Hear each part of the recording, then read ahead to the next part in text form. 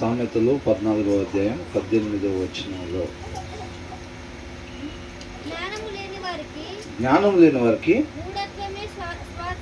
మూఢత్వమే స్వాస్థ్యము. వివేకులు జ్ఞానమును కిరీటముగా ధరించుకుందురు అని అంటున్నాడు. అంతవరకు చాలు. వివేకులు అంట ఏం చేస్తారంట? జ్ఞానాన్ని కిరీటముగా ధరించుకుంటారు అని అంటున్నాడు. మొదటిది ఏంటంటే ద సింపుల్ ఇన్హెరిట్ ఫోలీ అని ఉంది. ద సింపుల్ అంటే అవివేకి. సింపుల్ అంటే ఏంటి? ఖాళీగా ఉండేది, వివేకం లేకుండా ఉండేది అని. అవివేకి ఇక్కడ ఇద్దరు వ్యక్తుల గురించి మాట్లాడబడుతూ ఉంది ఈ సామెతలు మనం ధ్యానించుకున్నప్పుడు ఫస్ట్ నుంచి కూడా. అవునా? ఎవరు ఫస్ట్ది? జ్ఞానము వివేకము కలిగిన వాడు. ఇంకొకడు అవివేకి, వివేకము లేకుండా ఉండేవాళ్ళు అన్నమాట. వివేకం లేకపోతే జ్ఞానం కూడా లేనట్టే, అంతే కదా. కాబట్టి వివేకం కలిగి ఉన్న వాళ్ళు ఏ పని చేయాలో మనం ఆ పని చేయాలి అని దేవుడు కోరుకుంటా ఉన్నాడు. ఆ పని మనం చేయాలి అని అంటే ఆ జ్ఞాన వివేకాలు కలిగి ఉండే ఆ ఒక్క వాక్యాన్ని మనం ధ్యానించేవారిగా ఉండాలి. ఆ వాక్యాన్ని ధ్యానిస్తూ ఉండేటప్పుడు దాని లోపలే మనకి జ్ఞానము వివేకము ఇమిడి ఉంటాయి అన్నమాట. అవి దొరుకుతాయి మనకి. ఆ జ్ఞాన వివేకాలను బట్టి మనం పోగొట్టుకున్న స్థితిని మరలా మనం పొందుకోగలుగుతాం అన్నమాట. అంటే ఉండాల్సిన రీతిగా మాత్రమే మనిషి ఉండాలి అని అంటే ఆ జ్ఞానము వివేకము వలన మాత్రమే సాధ్యం అన్నమాట. అది లేకుండా ఉండాల్సిన రీతిగా ఉందామని ఆలోచన కలిగి ఉన్నా సరే ఉండలేరు. అవునండి. కాబట్టి ఇక్కడ ఏమంటున్నాడు? ద సింపుల్ ఇన్హెరిట్ అంటే అవివేకి ఏంటి స్వాస్థ్యంగా పొందుకుంటాడంట? మూర్ఖత్వాన్ని. ఫోలీ అని రాస్తుంది. ఇన్హెరిట్ ఫోలీ అంటే తను వివేకం కలిగి ఉండకుండా మూర్ఖత్వం కలిగి ఉంటాడు అని అంటున్నాడు. ఎవరంట? అవివేకి అంటే వాక్యాన్ని చదవని వాడు. ఆశ పడొచ్చు కాక, ఆశ అందరూ పడతారు. అవునా? మొన్న దాంట్లో చూసాం మనం. ఏమనుంది? The wicked seeks wise wisdom అని రాస్తుంది. అంటే వాళ్ళు కూడా జ్ఞానం రావాలని ఆశపడతారులే కానీ వాళ్ళకేమీ దొరకదు అని ఉంది. వాక్యం చదవకుండా దేవుడి జ్ఞానం కావాలని చెప్పి వాళ్ళు ఆశపడుతూ ఉంటారనమాట. అర్థమవుతుందండి? దానివల్ల ఏమొచ్చిందంట? ఏమీ రాదు, శూన్యం. వాక్యం చదవరు. చదవకుండా దేవుడి వాక్యం, దేవుడి జ్ఞానం కావాలని కోరుకుంటూ ఉంటారనమాట. వాళ్ళు కూడా కోరుకుంటారు కానీ వాళ్ళకి అది దొరకదు. కాబట్టి మనం దానికోసం సమయాన్ని కేటాయించాలి, కష్టపడాలి. కష్టపడటం గురించి రాస్తుంది చూసారా ఎక్కువ దీంట్లో? అది ఆత్మీయ కోణంలో రాశారనమాట. ఆత్మీయంగా మనం లేజీనెస్ కలిగి ఉండకూడదు, సోమరులాగా ఉండకూడదు అనమాట. అది లోక సంబంధంగానే కాదు, ఆత్మీయంగా రాశారనమాట. అంటే చదువుదాంలే, రేపు చదువుదాం, రేపు నుంచి బాగా చదువుదాం వాక్యం. ఇప్పుడు ఎవరికైనా ఇవ్వాలి, పలానా దగ్గర పేదోళ్ళు ఉన్నారు, వాళ్ళ పరిస్థితి బాగలేదంట అంటే మన దగ్గర ఉన్నా సరే ఇప్పుడు అంత దూరం వెళ్ళి ఏమిస్తాం వాళ్ళకి? వాళ్ళ పరిస్థితి బాగలేదు, వాళ్ళు కొద్దిగా ఇబ్బందుల్లో ఉన్నారంటే ఒక 5,000 ఇద్దామని అనుకుని ఇప్పుడు అక్కడ దాకా వెళ్ళి మనం ఏమిస్తాం? ఏనంట? అవకాశాన్ని సద్వినియోగం చేసుకుంటారు జ్ఞానం కలిగిన వాళ్ళు. అవునా కదా? అది గొప్ప భాగ్యంగా పెంచుకుంటారు. కానీ ఈ సోమరులు ఏం చేస్తారు? అంత దూరం పోయి మనం ఎక్కడిస్తాం? ఇప్పుడు ఏం చదువుతాం? అదే వాక్యం చదవటం అంటే కదలకుండా ఒకటే చోట ఒక 45 నిమిషాలు కూర్చోవాలి. మనకేమో కుదరదు. అవునా? మనం ఎంతకాడికి ఏం చేయాలి? కాలుగాలినా బిల్లులాగా అటు ఇటు తిరుగుతూ ఉండాలి తప్ప ఒక దగ్గర మనం ఒక 45 నిమిషాలు కూర్చోవటం అంటే ఎంత బద్ధకమో. చదవటానికి ప్రాబ్లం కాదు, ఇప్పుడు న్యూస్ పేపర్ చదివినట్టుగా చదువుకుంటాం. కాకపోతే ఒకసారి కూర్చోవాలి కదా, అది పెద్ద పనిష్మెంట్ లాగా ఉండిద్ది మనకి కదా. 45 నిమిషాలు ఒకేసారి కూర్చొని ఉంటామంటే ఇబ్బంది మనకి. అందుకే చదవకుండా ఉంటారు. అలా వాక్యం చదవకపోతేనంట ఆ జ్ఞాన వివేకాలు మనకి రావంట. ఆ వివేకం లేని వాళ్ళు ఏంటంటే స్వాస్థ్యంగా వాళ్ళు మూర్ఖత్వాన్ని పొందుకుంటారు. అంత మాత్రమే కాదు, వీళ్ళు మూర్ఖత్వంగా నడుచుకుంటారు. వీళ్ళు నడుచుకునేటప్పుడు ఏమవుతుందంటే వీళ్ళ తర్వాత జనరేషన్ కూడా వీళ్ళు దాన్నే చూపిస్తూ ఉంటారు. నన్నుగా నువ్వు తెలుసుకోవాలి, నీ కుమారులు చెప్పాలి, వాళ్ళ కుమారులు చెప్పాలి. వాళ్ళు తెలుసుకుంటుంది ఏంటంటే ఈ మూర్ఖత్వం తెలుసుకుంటున్నారు. వాళ్ళు మూర్ఖుల్లాగా వాళ్ళు నడుచుకుంటున్నారు. వీళ్ళు నడుచుకోవటమే కాదు, అది అంతటితో పోదు. అది వీళ్ళ తర్వాత వీళ్ళ పిల్లలు గమనిస్తూ ఉంటారు తల్లిదండ్రుల్ని. వీళ్ళు ఎలాగైతే మూర్ఖుల్లాగా జీవిస్తున్నారో వీళ్ళ పిల్లలు చూస్తూ ఉంటారు అన్నమాట వీళ్ళని. అది వాళ్ళకు వారసత్వంగా అందిస్తారు అని అంటున్నాడు. ఇన్హెరిట్, వారసత్వం. అర్థమైందండి? వారసత్వంగా అందిస్తారు. కాబట్టి వాడు వాళ్ళ నాన్న అట్లా చేశాడు, వాళ్ళ నాన్న చూశాడు అట్లా తయారయ్యాడు, వాళ్ళ అమ్మని చూసి అట్లా తయారయ్యాడు అంటూ ఉంటాడు. వాళ్ళు పద్దాకులు చూస్తూ ఉంటారు కదా. చాలామంది పరిచర్య అంటే ఈ లోపలికి వచ్చినప్పుడు పరిచర్య అని అనుకుంటూ ఉంటారు. మన జీవితంలో ప్రతి క్షణం పరిచర్యలో భాగమే. అర్థమవుతుందండి? పరిచర్య అంటే ఇక్కడికి వచ్చి పాటలు పాడటం, ఇక్కడికి వచ్చి ప్రార్థన చేయటం, ఇక్కడ నుంచొని వాక్యం చెప్పటం, ఇక్కడున్న చేపలు తీయటం, అదే పరిచర్య కాదండి. మనం చేసే ఉద్యోగం కూడా అదే. మన జీవితంలో ప్రతి క్షణం పరిచర్యలో భాగమే అది. ఈ రోజుల్లో అధికారుల్లో కావచ్చు, ఇంజనీర్లు కావచ్చు, డాక్టర్లు కావచ్చు, ఇప్పుడు వీళ్ళందరిలో కూడా ఈ దేవుని యొక్క జ్ఞానం లేక, అర్థమవుతుందండి? అలాంటి వాళ్ళు సత్యవంతులు లేకపోవటం వల్ల అన్యాయంగా ఉంది, మొత్తం చీకటిగా ఉంది. సత్యంలో నాటబడిన వాళ్ళు ఒక డాక్టర్ అయ్యారు అనుకోండి, ఆ సత్యాన్ని ప్రకాశింపజేస్తారు అక్కడ కూడా. అవునా కదా?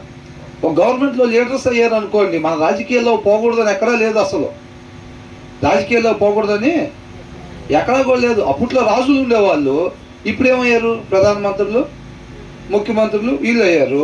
మరి ఇప్పుడు దేవుని చేత వాడబడిన వాళ్ళు చాలామంది రాజులేగా. అవునా కదా? మన రాజకీయాల్లోకి వెళ్ళకూడదని ఎక్కడా లేదు అసలు. ఆ ప్లేస్లోకి వెళ్ళినప్పుడు, ఒక కలెక్టర్ అయినప్పుడు, లేదా ఒక ఎమ్మెల్యే అయినప్పుడు, ఆ ప్లేస్లో ఉన్నప్పుడు సత్యంలో నాటబడిన మనిషి ఎలా ఉంటాడు? వాక్యానుసారంగా తన ఇష్ట జనాల పట్ల ఎలాంటి నిర్ణయాలు తీసుకోవాలి, ఏది మంచి చేసిద్ది, నన్ను వల్లే నా పొరుగువాడిని ప్రేమించే దానికోసం ఏ ఆలోచన, ఏ పథకం వాళ్ళకు ఉపయోగపడిద్ది అనే దాన్ని బట్టి వాళ్ళ ఆలోచనలు చేస్తూ ఉంటారనమాట. కాబట్టి మనం ఇక్కడికి వచ్చి పాటలు పాడితేనో, ఇక్కడ వాక్యం చెప్తేనో, ఇక్కడ ప్రార్థన చేస్తేనో అది పరిచర్య అనేది కాదు. నీతిమంతులు వాళ్ళు ఏ ఉద్యోగంలో అయినా చేస్తూ ఉండొచ్చు, ఉద్యోగం చేయటం తప్పేమీ కాదు. అర్థమవుతుందండి? పాంప్లెట్లు పంపించేదే పరిచర్య కాదు, వాక్యం చెప్పేదే పరిచర్య కానే కాదు. కాబట్టి మనం ఏ ఉద్యోగం చేస్తున్నా సరే మనం సత్యంలో నాటబడి ఉండి ఆ సత్యాన్ని ప్రకాశింపజేయాలి. ఆ ప్లేస్లో పెట్టాడు దేవుడు మనల్ని. కాబట్టి న్యాయవంతంగా మన ముందు ఎంతోమంది చేస్తుండొచ్చు, మన చుట్టూ అనేక మంది ఉంటారు. వాళ్ళందరూ ఒక క్రీస్తు అక్కడ, ఇప్పుడు ఫర్ ఎగ్జాంపుల్గా ఇప్పుడు సూర్య టెంట్ హౌస్ నడుపుతున్నాడు అనుకోండి, ఆ ప్లేస్లో ఒకవేళ క్రీస్తు ఉంటే ఎలా ఉండిద్దో మనం అలా ఉండాలి. దీని గురించి అసలు వాక్యం ఎలా చెప్తుంది, ఆ వ్యాపారం చేసే వాళ్ళు వాక్యానుసారంగా ఎలా చేయాలి అని చెప్తుంది అనేది పరిగణలోకి తీసుకోవాలి.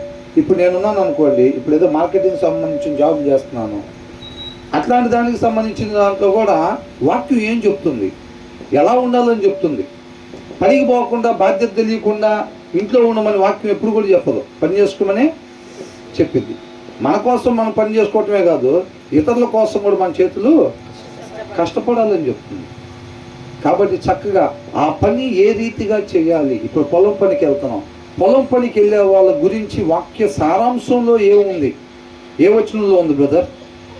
వచనాల్లో కాదు, వాక్య సారాంశంలో ఆ పొలం పనికి వెళ్ళే వాళ్ళు ఎలాగుండాలని ఉంది. ఇంటి దగ్గర ఉండే హౌస్ వైఫ్ ఎలాగుండాలని రాస్తుంది.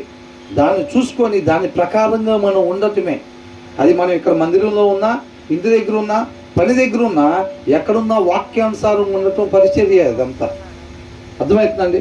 మనం ఉండటం ద్వారా ఏమవుతుందని అంటే అది మనకి మేలు చేసిద్ది. ఎట్ ద సేమ్ టైం మన తర్వాత వాళ్ళకు కూడా మనం దాన్ని వారసత్వంగా అందిస్తూ ఉంటాం అన్నమాట. మనం చేసే ప్రతి పని, ఆఫీస్లో కూడా ఇప్పుడు ఒకళ్ళు పని చేస్తున్నారండి, సత్యంలో నాటబడి ఉన్న వ్యక్తి ఒక ప్లేస్లో ఆఫీస్లో వర్క్ చేసేటప్పుడు తన చుట్టూ అనేక మంది ఆయన్ని గమనిస్తూ ఉంటారు, అనేక మంది గమనిస్తూ ఉంటారు. కాబట్టి మన మాట తీరు, మన ప్రవర్తన, మన న్యాయం, నీతి కలిగి అక్కడ జీవించటం ద్వారా అనేక మందికి మనం మంచి మార్గాన్ని వెళ్తా ఆ మార్గాన్ని మనం ప్రమోట్ చేస్తున్నాం అన్నమాట. అర్థమవుతుందండి? ఆ మార్గాన్ని కనపరుస్తున్నాం అనేక మందికి. కాబట్టి అవివేక్ ఏం చేస్తాడంట, మూర్ఖుడుగా జీవిస్తా ఆ మూర్ఖత్వాన్ని అంతా తన తర్వాత వాళ్ళకి స్వాస్థ్యంగా అందిస్తాడు, వారసత్వంగా అందిస్తాడు. అంత భయంకరమైన పరిస్థితి ఉంది. నేను తాగితే నీకేమైంది, నా పాటలేగా పాడేది లోపల అని అంటారు. అవునా? అనేక మంది చూస్తూ ఉంటారు. వాళ్ళ పిల్లలు కావచ్చు, తన దగ్గర పనికి వెళ్ళేటప్పుడు కావచ్చు, ఎక్కడైనా సరే అనేక మంది తను చెడ్డ మార్గంలో ఉండి ఆ చెడ్డ మార్గాన్ని ప్రమోట్ చేస్తున్నాడు అన్నమాట.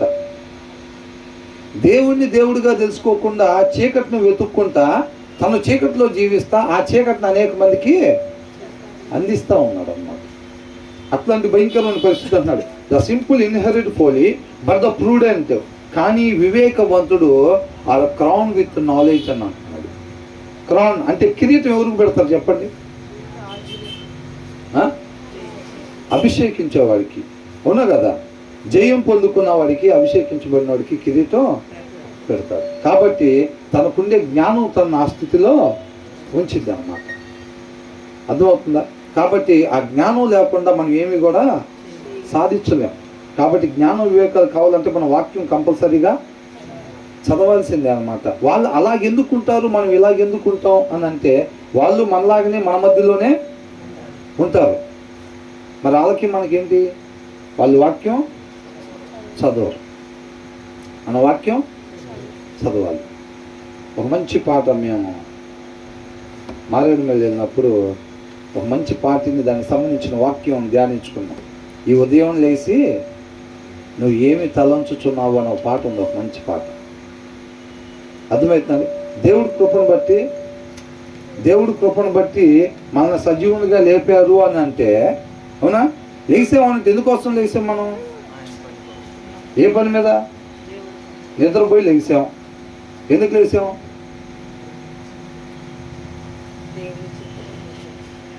దేవుని చిత్తం నెరవేర్చడానికి, దానికోసమే. అదే ఆలోచిస్తున్నావా నువ్వు అని అంటున్నారు అన్నమాట. ఏం ఆలోచిస్తున్నావు? కొంతకాలం ఉండిపోయే వాటిని పొందుకోవటానికి చూస్తున్నావా? నీ పిల్లలు కూడా నువ్వు అలా జీవిస్తా నీ పిల్లలు కూడా ఆ మార్గాన్ని చూపిస్తున్నావా? కొంతకాలం ఉండిపోయే వాటి వైపు. మన లోపల ఏది ఉంటే పిల్లలతో అదే మాట్లాడతాం, అవునా కదా? మన లోపల ఏదైతే ఉంటుందో మన నోట్లో నుంచి అదే వచ్చింది. పిల్లలు కూడా అదే డౌన్లోడ్ చేసుకుంటారు, అవునా కదా?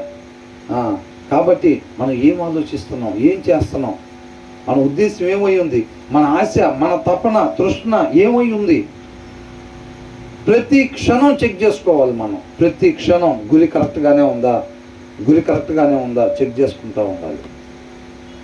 అర్థమవుతుందండి? దుప్పి నీటి వాగుల కొరకు ఎప్పుడెప్పుడు ఆశపడాలంట? మనం అలాగా ఎప్పుడెప్పుడు ఆశపడాలి? ప్రతి క్షణం కూడా మనం అలాగే ఆశపడాలి. ఆయన చిత్తం నెరవేర్చాలి, ఆయన చిత్తం. ఇంకేం చేయాలి, ఏది మంచిది వెతుకుతూ ఉండాలి, ఆశపడతా ఉండాలి, ఆయన ఆశ్రయిస్తూ ఉండాలి, ఆయన కృపను కోరుకుంటూ ఉండాలి. ఒకటే జీవితం, అవునా కదా?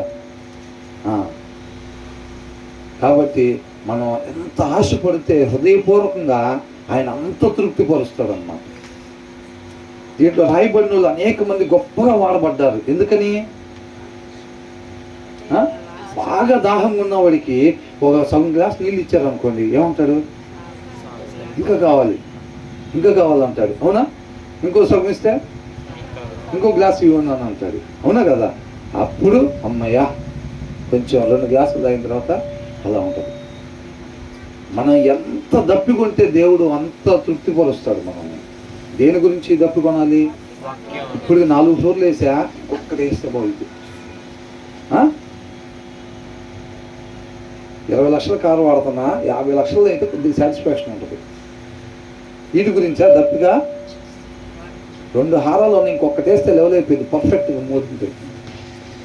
వాటి గురించా మన దప్పిక? ఆయన చిత్తం నెరవేర్చుతాను, గొప్పగా ఆయన నామాన్ని మహింపరచుతాను. మనం ఎంతగా ఆశపడితే దేవుడు అంతగా వాడుకుంటాడు అన్నమాట. అంత గొప్ప కార్యాలు. ఏమంటున్నాడు?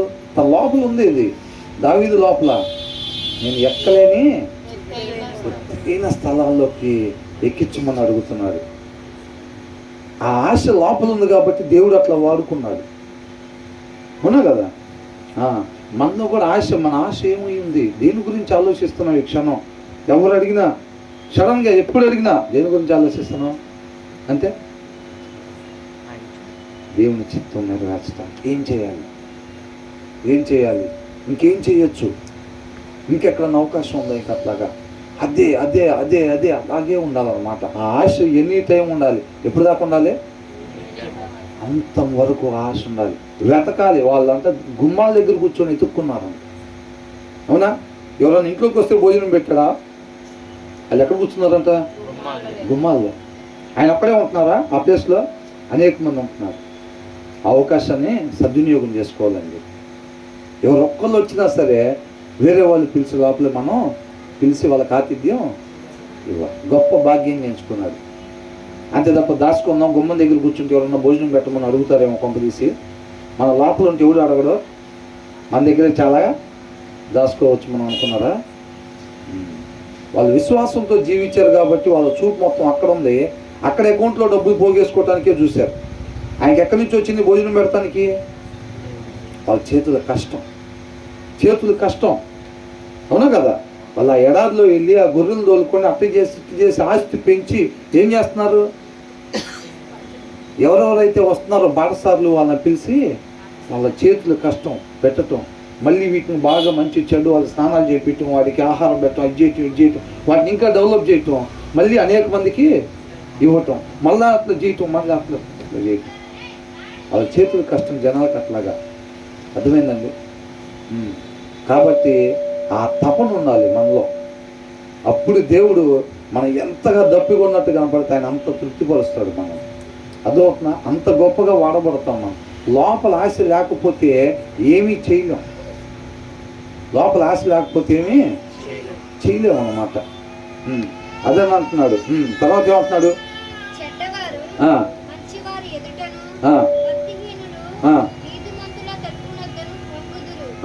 ఏం చేస్తారంట చెడ్డవారు?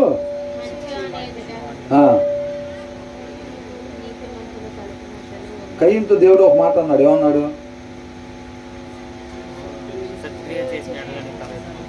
సత్క్రియ చేసిన ఎడలా నువ్వు తలెత్తుకొని ఉండేవాడివి కదా అని అంటున్నాడు. అంటే తలదించుకొని ఉండేది ఎవరు? ఉండాల్సిన రీతిగా ఉండని వాడు ఏం చేస్తాడు? తల దించుకొని ఉంటారు అనమాట. కాబట్టి evil doors will bow down in the presence of the good. అంటే నీతిమంతుడు ఎలా ఉంటాడంటే ఎప్పుడు కూడా తలెత్తుకొని ఉండేవాడిగా ఉంటాడు. అంటే తలెత్తుకోవటం అంటే మనం ఎట్లా తలెత్తుకోవటం కాదా, అవమానపడే వాళ్ళంగా ఉండము అని అంటున్నాడు. అవునా? And the wicked at the gates of the righteous అని అంటున్నాడు. అంటే విక్డ్ అని అంటే వివేకము లేని వాళ్ళు, భక్తిహీనులు, దుర్మార్గులు. అర్థమవుతుందండి? వీళ్ళు ఎక్కడుంటారంట? నీతిమంతుల యొక్క గేటు బయట. అదేనా రాస్తుంది అక్కడ? వాళ్ళ గేటు బయట ఉంటారన్నమాట. అంతిమంగా జరిగేది ఏంటి అని అంటే, అంతిమంగా విజయం ఎవరికి వచ్చిందంట?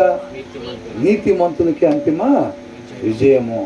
వీళ్ళు ఎప్పుడు తల దించుకుని ఉండేవారుగానే ఉంటారు అని అంటున్నారు అన్నమాట. కాబట్టి మనం నీతిమంతులుగా మాత్రమే మనం ఉండాలి. ఉండాల్సిన రీతిగా మాత్రమే మనం అందరం కూడా ఉండాలి. తర్వాత ఏమంటున్నాడు?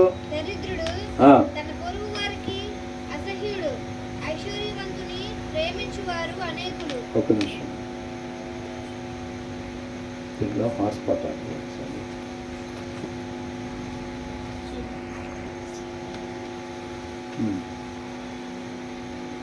The poor are shunned even by their neighbours అని అంటున్నాడు. ద పూర్ పేదవాళ్ళని. చదవండి 20వ వచనం.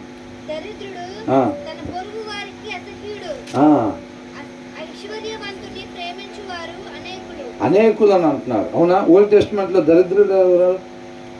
పేదవాడు. దరిద్రుడు అని అంటే పేదవాడు అనమాట. పేదవాడిని ఏం చేస్తారంట? జనాలుగా లోకంలో ఉండేది వాళ్ళని తృణీకరిస్తారు, దూరం పెడతారు అనమాట పేదవాళ్ళని. అవునా? అదే డబ్బులు ఉన్న వాళ్ళు అయితే బ్రదర్ రండి ఆ చీర తీసుకో అంటారు. అవునా? సిస్టర్ రండి ఆ ముందు సీట్లో కూర్చోండి అంటారు. ఎందుకు? వాళ్ళకి ఆ ఇల్లు లేకపోతే, వాళ్ళకి ఆ కారు లేకపోతే, వాళ్ళ దగ్గర బంగారం లేకపోతే, వాళ్ళకి ఆ ఉద్యోగం లేకపోతే వాళ్ళు కూడా వెనకాలే. వాళ్ళకి అవన్నీ ఉండబట్టి వాళ్ళు ఎక్కడ? ముందు సీట్లో. అవునా? పేదవాళ్ళ ఇంటికి వెళ్ళి ఫ్రెండ్షిప్ చేసే వాళ్ళు ఉంటారు ఎక్కువ. నాకు వాళ్ళు తెలుసు వీళ్ళు తెలుసు అంటారులే, కానీ ఈ మూల మీద ఉన్న ఆమె తెలుసు. అవునా? ఆ తింటానికి లేని వాళ్ళు వాళ్ళు తెలుసు, నాకు వీళ్ళు తెలుసు అని అంటారా? అట్లానో గొప్ప గొప్ప వాళ్ళతో సావాసం చేయాలి. గొప్ప నాకు ఆయన తెలుసు, ఏం తెలుసు. రోజుకు ఒక కారు వేసుకొని వెళ్తారు చూసావు ఇటు, ఆయన నాకు బాగా తెలుసు, ఇలాంటివి చెప్పుకుంటూ ఉంటారు లోకంలో, అంతేనా? మిగతా వాళ్ళు ఏం చేస్తారు? డబ్బు లేకపోతే, ఆరోగ్యం లేకపోతే, అవునా, అంతస్తు లేకపోతే ఏం చేస్తారు? వాళ్ళు ఒకవేళ మనతో మాట్లాడదాం అనుకున్నా సరే మనం అంత ఇష్టంగా మాట్లాడు. ఏముంది వాళ్ళ దగ్గర? ఏముంది? అంతస్తులు ఉన్నాయా, డబ్బు ఉందా, లేకపోతే ఆరోగ్యం ఉందా, లేకపోతే అందసందాలు ఏమున్నాయి వాళ్ళ దగ్గర? ఏంటంటే అంత సేటుగా మనం వాళ్ళతో మాట్లాడేది అని అనుకుంటాం, అవునా కదా? అది బాగా డబ్బులు ఉన్నావు, లేకపోతే గవర్నమెంట్ ఎంప్లాయీస్ మన దగ్గర ఉన్నారనుకోండి, నెలకు 1,00,000 రూపాయలు జీతం వచ్చేవాళ్ళు, అసలు ఎట్లా మాట్లాడతాము వాళ్ళతో? జరిగి ప్లేసిస్తాం వాళ్ళకి. వాళ్ళు ఎప్పుడు వచ్చినా జరిగి స్నాక్స్ కొద్ది మందికి వచ్చేటట్టుంటే ఫస్ట్ వాళ్ళకి ఇస్తాం, అవునా కదా? జనరల్గా జరిగేది. ఈ మిగతా వాళ్ళని ఆ ప్రక్రియలు ఏం చేస్తామంటే, మిగతా వాళ్ళని, పేదవాళ్ళని ఏం చేస్తారు? దూరం పెట్టేస్తారు అన్నమాట. అర్థమవుతుందా? అదేనా అంటున్నారు, దరిద్రుడిని వాళ్ళ సొంత వాళ్ళు కూడా ఏం చేస్తారంట? అసహించుకుంటారంట, దూరం పెడతారంట. But the rich have many friends అని అంటున్నాడు. ఆర్థికంగా బాగుండే వాళ్ళ దగ్గరికి ఏంటంట, ఎవరైనా ఫ్రెండ్షిప్ చేసుకున్నారు, ఎప్పుడొకప్పుడు ఉపయోగపడతారు. అన్న సర్పంచ్ అయ్యాడు, ఏంటంట, అన్న సర్పంచ్ అయ్యాడు, ఎప్పుడొకప్పుడు ఉపయోగపడతాడు మనకి. అన్న నమస్తేనా అన్న, మనం తెలియదు వాళ్ళకి. 3 సార్లు నమస్తే పెడితే గుర్తుపడతాడు. ఆ తర్వాత 3 సార్లు అంట నమస్తే పెడితే అంటే ఎప్పుడన్నా పని మీద వెళ్ళినప్పుడు గుర్తుపడతాడంట. కాబట్టి దారిని పోయాడు, నమస్తే నమస్తే. అదే పేదవాళ్ళు పోతుంటే పలకరిస్తావా, తమ్ముడు తిన్నావా, ఏం తమ్ముడు సంగతులు అంతమా, వాళ్ళు ఎట్లా అంటే ఏం పట్టించుకునేది ఉండదు, మన పని మందే. అదే ప్లేస్ అన్న సర్పంచ్ అన్న వెళ్తుంటే పని మానేసి అన్నా నమస్తాను. ఆ టీ స్టాల్ దగ్గర అన్న టీ తాగుతుంటే మనం కూడా వెళ్ళి కొద్దిగా పరిచయం చేసుకున్నాం కదా అంట, అవునా కదా? పరిచయం చేసుకుంటారంట. ఈ మిగతా వాళ్ళని ఎవరు పట్టించుకోడంట. అందుకే తర్వాత వచ్చిన వాళ్ళు ఏమనుంది,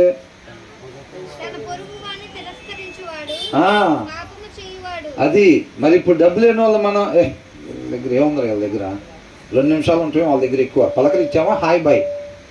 ఏంటంట, పేదవాళ్ళ దగ్గర ఏమో హాయ్ బాయ్. అదే ధనికుల దగ్గర అయితే మాత్రం గంటలు అన్న భోజనానికి రండి మా ఇంటికి, వీళ్ళని పిలవచ్చుగా, వీళ్ళని పిలవచ్చు కదా. వీళ్ళని పిలిచిన తర్వాత మళ్ళీ కోటా బియ్యంతో ఉండి మనల్ని పిలుస్తారు వాళ్ళు.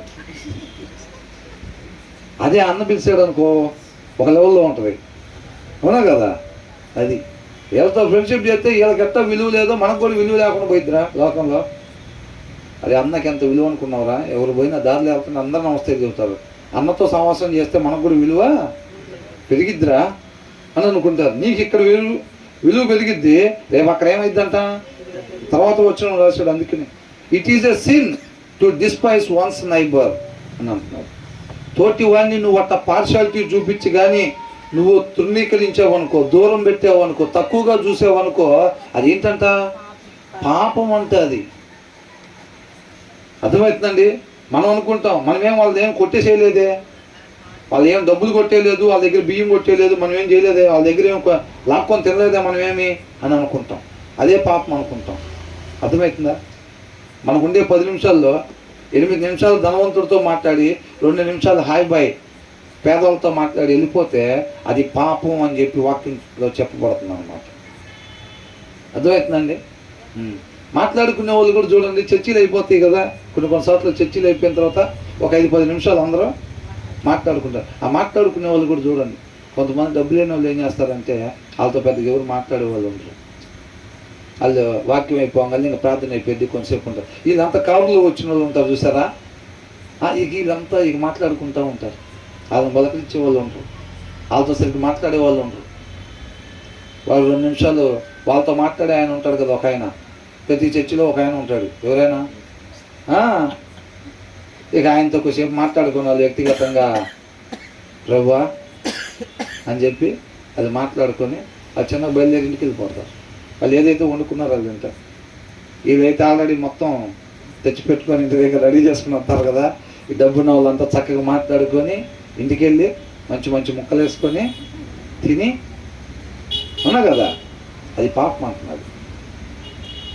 ఆయన చేత నిర్మించబడిన వాళ్ళని అట్లాగా తృణీకరిస్తే అని అంటున్నాడు. అర్థమవుతుందండి? వాళ్ళందరిని తయారు చేసింది ఎవరు? దేవుడు తయారు చేశాడు. అవునా కదా? కాబట్టి it is a sin to despise one's neighbour, but blessed is the one who is kind to the needy. అవసరతలో ఉన్న వాళ్ళ పైన ఎవరైతే దయ చూపుతారో వాళ్ళు ఆశీర్వదింపబడతారని అంటున్నారు. అర్థమవుతుందండి? ఏంటంట, గొప్పలతో ఫ్రెండ్షిప్ చేస్తే కాదంట మనం ఆశీర్వదింపబడేది. అవసరతలో ఎవరైతే ఉంటారో, అవసరతలో ఉండే వాళ్ళని మనం వెతుక్కొని వాళ్ళ పైన దయ చూపించినప్పుడు అంట మనం ఆశీర్వదింపబడతాం అన్నాం. అర్థమవుతుందండి? అంటే ఈ వచనంలో ఏం చెప్పబడుతున్నాం మనకి? ఒకవేళ గొప్పలతో చేసినా పాస్టర్ గారు వాళ్ళు కనపడకుండా చేయాలి సమాసం. అదేనా కనపడుతుంది? అవునా? మరి దేవుడికి కనపడకుండా చేస్తామా? చేయలేం. కాబట్టి ఆ వ్యర్థమైన పనులు మనం మానుకోవాలి. అవునా కదా? కాబట్టి ఇక్కడ ఏమంటున్నాడు, but blessed is the one who is kind to the needy. అవసరతల్లో ఎవరైతే ఉంటారో వాళ్ళకంట దయ చూపించాలి. దయ చూపించేవారంగా ఉండాలి. వాళ్ళకి ఎవరు లేరు సహాయం చేసేవాళ్ళు, హాస్పిటల్కి తీసుకెళ్ళేవాళ్ళు. వాళ్ళకి ఎవరు లేరు సహాయం చేసేవాళ్ళు తినటానికి. వాళ్ళకి ఎవరు లేరు సహాయం, వస్త్రాలు కొద్దిగా ఒక 2-3 జతలు వస్త్రాలు సహాయం చేయడానికి ఎవరు లేరు. వాళ్ళ మీద ఒక కన్నేసి ఉంచాలి. పెద్ద పెద్ద వాళ్ళ మీద కాదు ఒక కన్నేసి ఉంచేది. ఏంటంట, పెద్ద పెద్ద వాళ్ళ మీద కాదు. మన సంఘంలోకి వస్తున్నాం, లేకపోతే మనం ఒక పని దగ్గర ఉంటున్నాం, మనం ఒక పనికి వెళ్తున్నాం, లేకపోతే మన ఇంటి దగ్గర ఉంటున్నాం, మన చుట్టుపక్కల పేదవాళ్ళు ఉంటారు చూసారండి, అవసరతల్లో ఉంటారు చూసారండి, వాళ్ళ మీద ఒక కన్నేసి ఉంచాలి ఎప్పుడైనా. ఎంతమందికి అర్థమైంది నేను చెప్పిన మాట? అవునా? మనం ఎక్కడికి వెళ్ళినా విశ్వాసి కన్ను ఎవరి మీద ఉండాలంట? పేదోళ్ళ మీద. అవసరతల్లో ఎవరున్నారు? ఒక బ్యాంక్ దగ్గరికి వెళ్ళాము, డబ్బులు డ్రా చేయటానికో లేకపోతే డబ్బులు వేయటానికో, అక్కడ రాసుకోవటం రాని వాళ్ళు ఉంటారు, పెద్దోళ్ళు పెన్షన్ డ్రా చేసుకుంటా కూర్చొని. వాళ్ళు లోపల కూర్చొని ఆ కాగితం ముక్క రాసుకురా పెద్ద ఆయన అంటారు. వాళ్ళకేమో తెలియదు. అవునా? అవసరతలో ఎవరైతే ఉన్నారో వాళ్ళని వెతికి మనం సహాయం చెయ్యాలి, దయ చూపించాలి. మన కళ్ళు ఎప్పుడు వేటాడుతూ ఉండాలి వాటి కొరకు. ఏ పని దగ్గరికి వెళ్ళినా ఎవరున్నారు అవసరతలో. ఒక టీ స్టాల్ దగ్గరికి వెళ్ళామా, అక్కడ ఎవరున్నారు అవసరతలో. ఒక భోజనం హోటల్కి వెళ్ళామా, ఎవరున్నారు అవసరతలో. అర్థమైందా? ఒక ఆఫీస్కి వెళ్ళామా, లేకపోతే ఒక పొలం పనికి వెళ్ళామా, అక్కడ అవసరతలో ఎవరున్నారు. అక్కడ దాని కాపలాదారిన పరిస్థితి ఎలా ఉంది.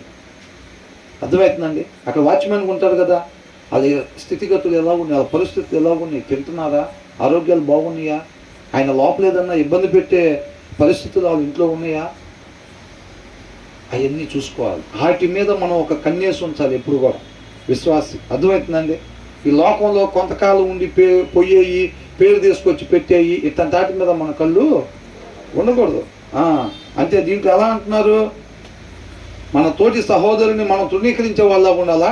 డబ్బు లేకపోతే, గవర్నమెంట్ ఉద్యోగం లేకపోతే చిన్న చూపు. మా పెద్దోడికి 2వాడికి గవర్నమెంట్ ఉద్యోగం అండి, 3వాడిది ఏం లేదు, టీచర్ చేస్తాడు ఇక్కడ. ఏంటంట, పెద్దోడు చిన్నోడు గవర్నమెంట్ ఉద్యోగాలంట, 3వాడికి ప్రైవేట్ ఉద్యోగం లేదు అని చెప్పింది వాళ్ళ అమ్మే. ఆ పెద్ద పిల్లడు చిన్న పిల్లడు ఎంత ఇష్టమో అసలు. లాస్ట్ వాడు ఎందుకు ఇష్టం లేకుండా పోయాడు, గవర్నమెంట్ ఉద్యోగం రాల. అవునా? తర్వాత ఏమంటున్నారు,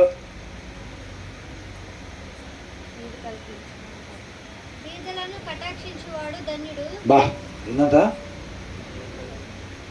పేదలను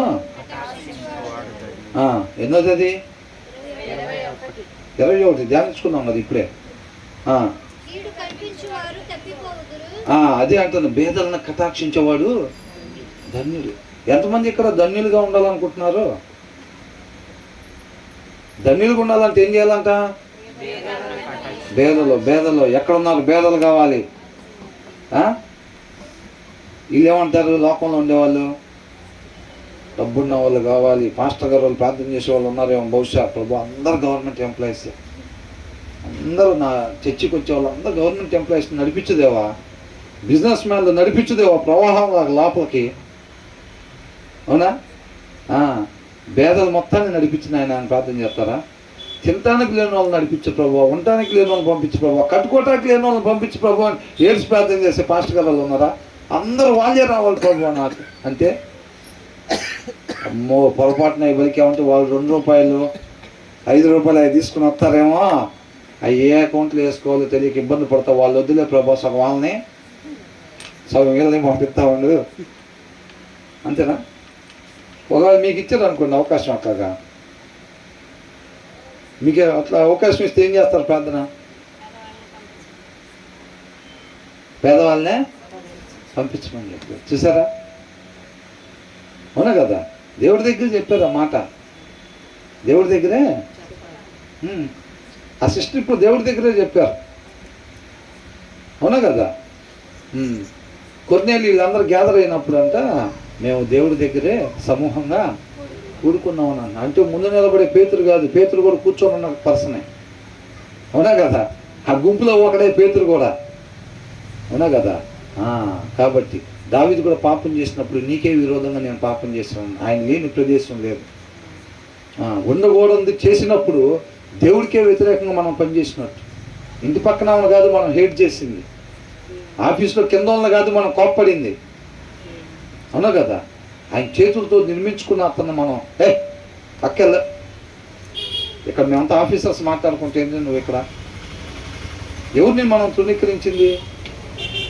ఎవరిని చిన్న చూపు చూసింది? దేవుడి చేతులతో చేయబడిన వారిని. అవునా? వారిని కనిపించే వాళ్ళని ప్రేమించకుండా నేను దేవుని ప్రేమిస్తున్నాను, 4-5 పాటలు పాడతాను, నేను ప్రార్థన చేస్తాను, వాక్యం బాగా చదువుతాను అంటే వాళ్ళందరూ అబద్ధికులేనా? కనిపించే సహోదరుని నువ్వు ప్రేమించలేనప్పుడు కనపడిన దేవుడు నువ్వు ప్రేమించలేవు, అది అబద్ధం అని అంటున్నాడు. లేదు నేను ప్రేమిస్తానని నువ్వు చెప్తే కనుక అది అబద్ధం, నిన్ను నువ్వు మోసం చేసుకోబాకట్లా అంటున్నాడు. ఒకరితో ఫ్రెండ్షిప్ చేయాలంటే వాళ్ళ స్టేటస్ ఏంటి, అది కాదు చూడాల్సింది. అవునా? తర్వాత ఏమంటున్నాడు?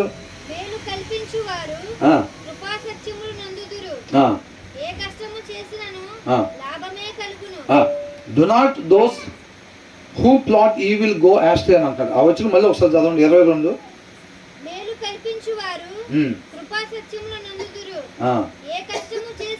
దాని ముందే ఉంది, ఏం చేస్తారంట? కీడు వాళ్ళు వెళ్ళాల్సిన మార్గంలో నుంచి ఏమైపోతారు? తప్పిపోతారంటే. దారి ఎప్పుడు తప్పిపోతారంట? కీడు ప్లాన్ చేసుకుంటే, అంటే ఆ జ్ఞానం వివేకాలు మనకి కొదువుగా ఉన్నప్పుడు ఏమైందనంటే ఆటోమేటిక్గా దాని లోపల ఉండే మోసకరమైంది నడిపిద్ది అమ్మటి మనం. అప్పుడు ఎమ్మటి కీడు అంటే ఉండాల్సిన రీతిగా మనం ఉన్నాం, కీడు ప్లాన్ చేస్తాం. ఆమె చెప్పకుండా మనం అన్నీ చెప్తాం పక్కన వెళ్తాం. అవునా? అవన్నీ లోకంలో ఉండేవి, కుట్రలు, కుతంత్రాలు, కల్మషాలు, ఇవన్నీ కూడా లోకంలో ఉండేవి. ఎప్పుడైతే దాంట్లో జ్ఞానం వివేకం కొదువుకుందో ఆటోమేటిక్గా మోసకరమైంది చేస్తాం. ఉండాల్సిన రీతిగా వాక్యం వద్దు అన్నది మనం ఎప్పుడైతే చేయనిపోతామో మనం ఆటోమేటిక్గా ఏమవుతామంట? దారి తప్పిపోతాం, అంతే. దారి తప్పిపోతాం అక్కడ. మన దారి తప్పకుండా ఉండాలంటే ఏం చేయాలి మరి? మనం దేవుడు ఏం చేస్తాడంట?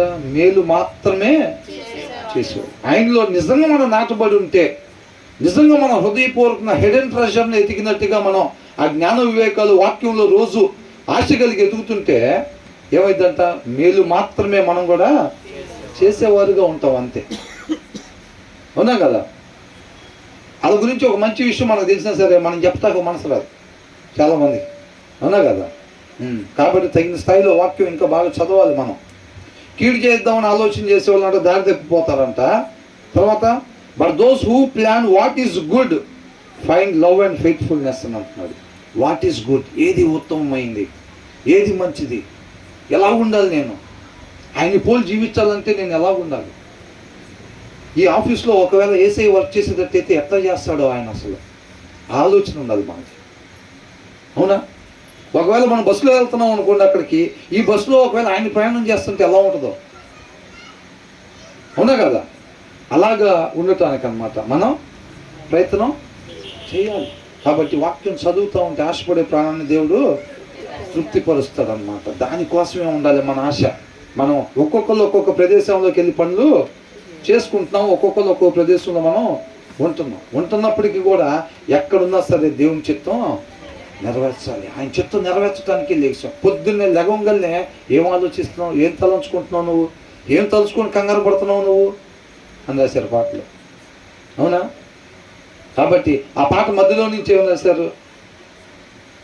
మనం ఆయన కానీ వెతికినట్టయితే ఆయనలో కానీ నాటబడినట్టయితే ఇక మనం ఏమి కంగారు పడాల్సిన పని ఏమీ లేదు. దానికి ముందేమనుంది, ఈ దినమే భారమా అని అంటున్నాడు. ఏసై లేకుండా ప్రయాణం ఎలా ఉంటుంది? భారంగా ఉంది. అవునా? ఓ మంచి పాటలో కూడా ఉంది, ఏంటంట, నీ సేవలో ఎదురైన నా బలమును చూచుకొని ఏమైందంట, మన బలంతో ఏదైనా చేద్దాం అనుకుంటే ఎదురయ్యేది అదే ఎక్కడైనా. దాని తర్వాత ఏముంది, భారమైన ఈ సేవను నేను చేయలేనని అనుకుందా ఏమంటున్నాను తర్వాత,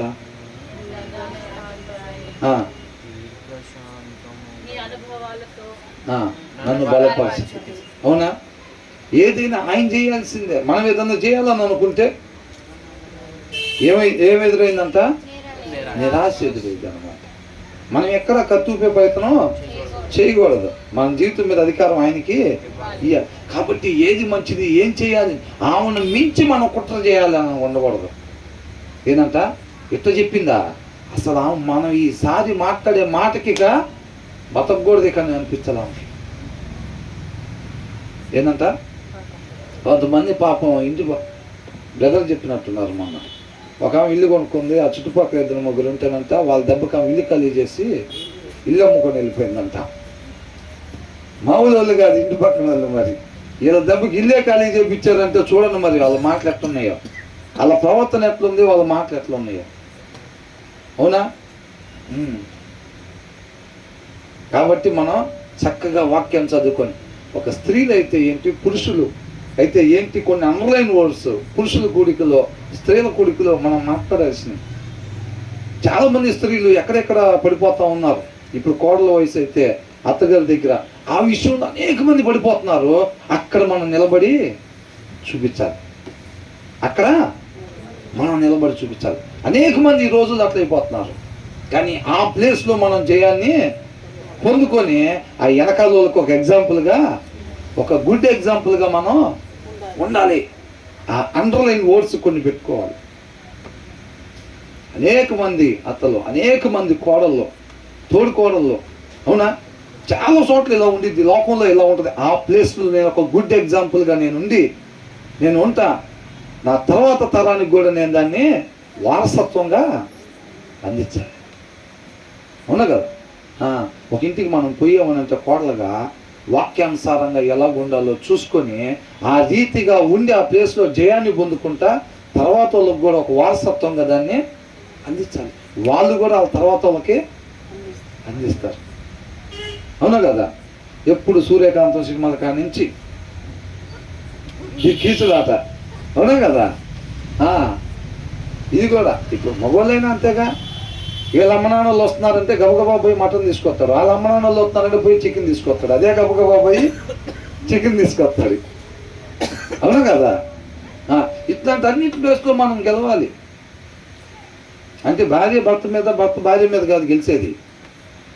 ఇవి ఉన్నాయి చూసారండి, కొద్దిగా స్ట్రాంగ్గా ఉన్నాయి చూసారా, స్ట్రాంగ్ హోల్స్ లాగా. వాటిని బ్రేక్ చేయాలి మనం. ఆ ప్లేస్లో నిలబడేటట్టున్నది. లోకంలో కోడలు ఉన్నట్టుగా ఏమా లేదు, లోకంలో అత్త ఉన్నట్టుగా ఇల్లు లేరు. వాక్యంలో ఉన్న అత్తలాగా, వాక్యంలో ఉన్న కోడల్లాగా, వాక్యంలో ఉన్న కొడుకులాగా, వాక్యంలో ఉన్న అల్లుల్లాగా మనం ఉండాలి. అది అవకాశం మళ్ళీ వచ్చేది కాదు, మళ్ళీ వచ్చేది కాదు. కాబట్టి ఆ ప్లేస్లో జయించాలి. చాలామంది ఉంటారు క్రైస్తవులని పేరు చెప్పుకుంటా సరిగ్గా ఉండలేకుండా ఉంటారు. నేను ఆ విషయంలో అండర్లైన్ చేసుకోవాలి. నేను అండర్లైన్ చేసుకుని ఆ ప్లేస్లో గెలవాలి, మాదిరిని కనపరచాలి. అవిశ్వాసి అయిన భార్య ఉంటే కనుక విశ్వాసి అయిన భర్త ఆమెను రాబట్టుకోవచ్చు అని ఉంది. అత్తగారిని రాబట్టుకోలేమా అని దాని అర్థం ఏంటి? సారాంశం కదా మనం పట్టుకోవాల్సింది. మరి మనం సారాంశం పట్టుకునేటప్పుడు అవిశ్వాసి అయిన అత్తగారు ఉండేటప్పుడు విశ్వాసి అయిన కోడలుగానే ఉన్నట్టయితే కనుక ఆ అత్తగారిని రాబట్టుకోవచ్చు అంతే. అట్ ద సేమ్ టైము విశ్వాసి అయిన అత్తగారు ఉండి అవిశ్వాసి అయిన కోడలు ఉన్నా సరే ఆ కోడల్ని రాబట్టుకోవచ్చు. అది సారాంశంలో ఉన్నది. బ్రదర్ అట్లా లేదు కదా, అత్త కోడల గురించి లేదు కదా అక్కడ, మనం ఎందుకు అట్లా తీసుకోవటం అనేది కాదు. వాక్య సారాంశంలో ఎలా ఉంటుందో దాని ప్రకారంగా ఉండాలి. లేడీస్ అని కాదు, జెంట్స్ కూడా ఏదైతే ఛాలెంజెస్ ఏ ప్లేసుల్లో జెంట్స్ పడిపోతూ ఉంటున్నారో, లోకంలో జెంట్స్ అంటే మొబైల్ అంటే ఇట్లా ఉంటారు అని అంటూ చూసారండి, ఆ ప్లేస్లో మనం జయించేవారుగా ఉండాలన్నమాట. ఆ తర్వాత ఏమంటున్నాడు,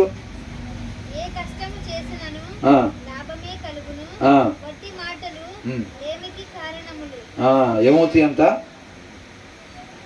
all hard work brings a profit అని అంటున్నాడు. పని చేస్తూ ఉన్నారు. కొంతమంది ఏం చేస్తారంటే కూర్చొని ఇల్లు కట్టేస్తారు. వాళ్ళు ఎట్లా ఉందరా ఇల్లు అంటారు, ఎక్కడ కట్టేవారా, ఇది కూడా మన ముందు ఉందిగా అంటారు. కూర్చొని మాటలతో ఇల్లు కట్టేస్తారు వాళ్ళు. అర్థమవుతుందండి? ఆ ఇంట్లో పోయి ఉంటాను ఉండిద్దా? ఏముండదు. కష్టపడి పని చేసుకోవాలి. అవునా?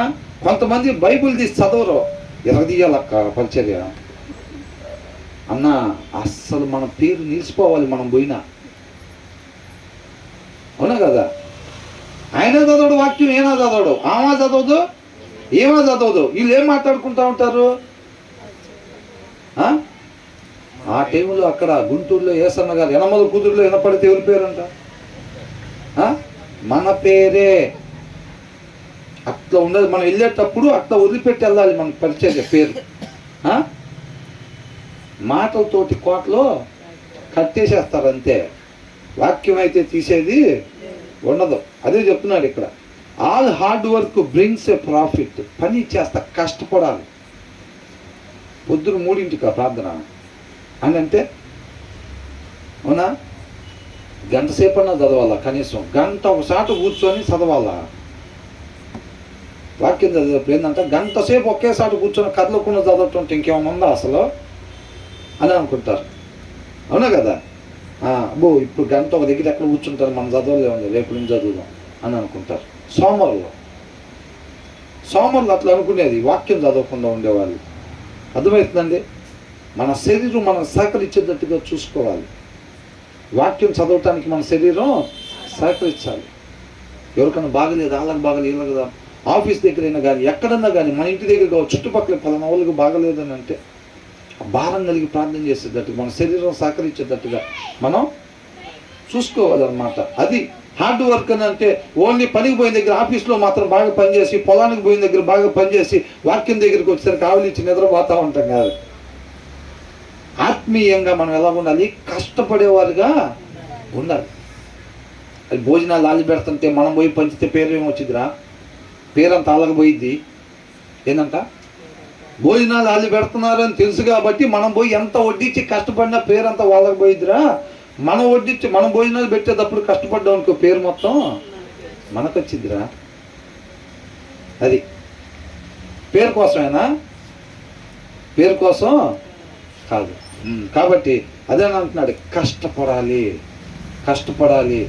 మనం కష్టపడటం వల్ల మనం నీతిమంతులుగా ఉంటే నిత్య జీవాన్ని స్వతంత్రించుకుంటాం. అట్ ద సేమ్ టైం మన తర్వాత వాళ్ళకు కూడా దాన్ని వారసత్వంగా, నీతిగా ఉండటం అనే దాన్ని మన తర్వాత వారికి కూడా వారసత్వంగా అందిస్తాం అన్నమాట. దాన్ని అదే మనం ఇచ్చే ఆస్తి. అర్థమవుతుందండి? అదే మనం ఇచ్చే ఆస్తి. పిల్లలకు మనం ఇవ్వాల్సిన ఆస్తి అదే. మనం సత్యాన్ని అనుసరిస్తా, వాళ్ళు కూడా సత్యాన్ని మాత్రమే అనుసరించాలనేది వాళ్ళకు ఒక గుడ్ ఎగ్జాంపుల్గా, వారసత్వంగా మనం దానికి అందించాలన్నమాట వాళ్ళకి. అవునా? కాబట్టి జీవిత విధానం మనం ఎంత చదువుకున్నాం, ఏంటి, ఎన్ని వచనాలు చదివాం అనేది కాకుండా మనం దాని ప్రకారంగా విధానం ఎట్లాగా అనేది చూసుకొని దాని ప్రకారంగా మనం ఉండేవాళ్ళుగా ఉండాలి. ఊరికనే మనం చెప్పినట్టుగా అక్కడ మంచులే ఉండవు. ఈ మధ్యలో అపవాదు ఉంటాడు కదా, ఆయన డ్యూటీ ఆయన చేస్తూ ఉంటాడు. ఏంటి? మంచి చేయాలి అనుకుంటే ఈ లోపల ఆకర్షణీయమైన దారులన్నీ గీసేసి ఈ లోకంలో మెరిసిపోయేటన్నిటిని పెట్టి ఆకర్షిస్తూ ఉంటాడు మన ముందు.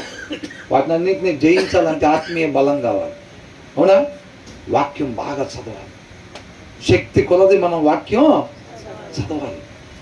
ఆశ ఉంటేనే చదవగలుగుతాం మనం, ఆశ లేకపోతే చదవలేం. కాబట్టి వాక్యం బాగా చదివితే అది మన లోపలికి వచ్చినప్పుడు అది ఊరకనే ఉండదు, మనల్ని ఊరకనే ఉంచడు. పద లేగు వెళ్దాం పద అని అంటారు అంతే. ఆ రీతిగా మనం అందరం కూడా క్రీస్తుని పోలి జీవించేవారుగా ఉండాలి. తండ్రి నామాన్ని గొప్పగా మహింపరిచేవారుగా మనం ఉండాలి. దేవుడికి మహింపరించాలి.